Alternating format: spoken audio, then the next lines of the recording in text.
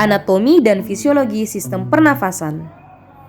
Pernafasan atau respirasi adalah suatu proses mulai dari pengambilan oksigen, pengeluaran karbon dioksida, hingga penggunaan energi di dalam tubuh. Saat bernafas, manusia menghirup oksigen dari udara bebas dan membuang karbon dioksida ke lingkungan. Tujuan dari respirasi adalah untuk memperoleh oksigen dari udara ke jaringan tubuh dan membuang karbon dioksida. Sistem pernafasan dibagi dua, yaitu sistem respirasi atas dan sistem respirasi bawah.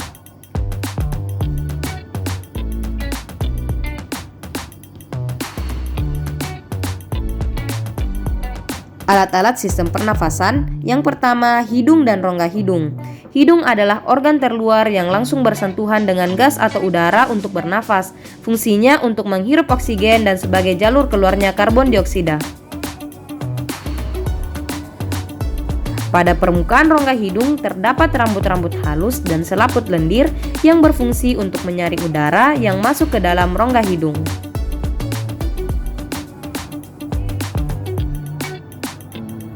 Yang kedua yaitu faring. Faring merupakan jalur terusan setelah kita menghirup udara melalui hidung.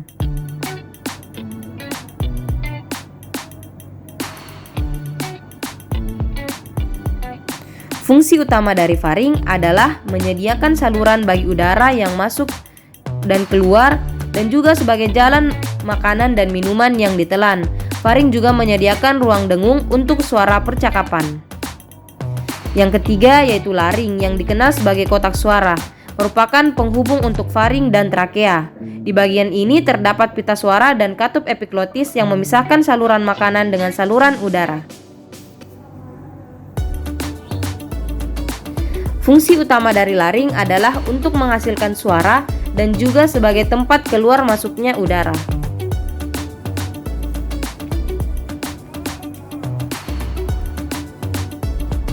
Yang keempat yaitu trakea. Trakea menghubungkan laring dengan bronkus dan menjadi jalan bagi udara dari leher ke bagian dada. Fungsi utamanya sebagai jalur udara untuk masuk dan keluar dari paru-paru. Yang kelima, bronkus merupakan percabangan dari trakea. Bronkus berfungsi sebagai jalur udara dan dari trakea menuju paru-paru. Bronkiolus adalah percabangan dari bronkus. Bronkiolus berfungsi untuk menyalurkan udara dari bronkus ke alveoli. Bronkiolus juga mengontrol udara yang masuk dan keluar saat proses bernafas berlangsung. Yang ketujuh yaitu ductus alveolaris, yang merupakan lanjutan dari bronkiolus.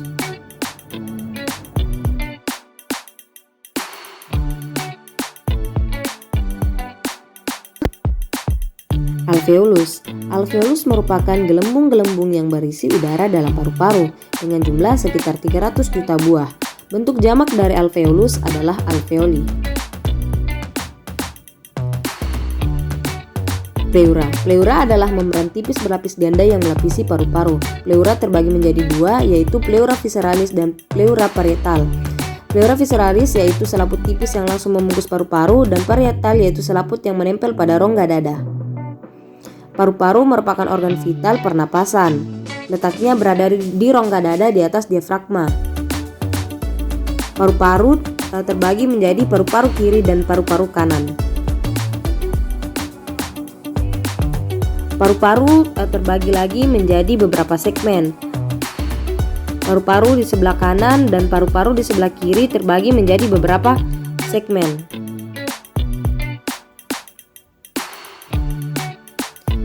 Paru-paru kanan memiliki 3 lobus, sedangkan pada paru-paru kiri hanya memiliki 2 lobus.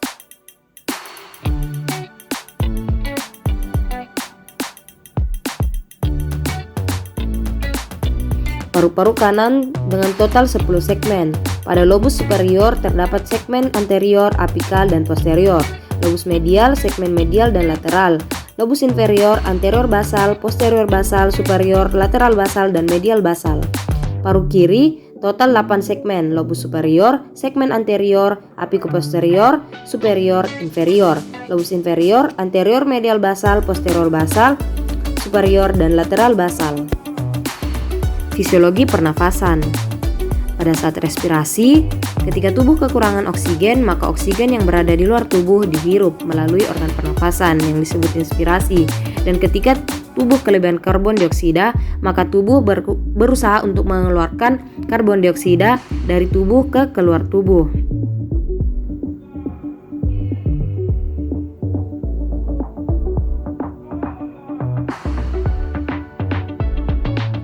Proses pernafasan berlangsung melalui beberapa tahapan, yaitu ventilasi paru, difusi oksigen dan karbon dioksida, dan pengangkutan oksigen dan karbon dioksida dalam darah dan cairan tubuh ke dan dari sel jaringan tubuh.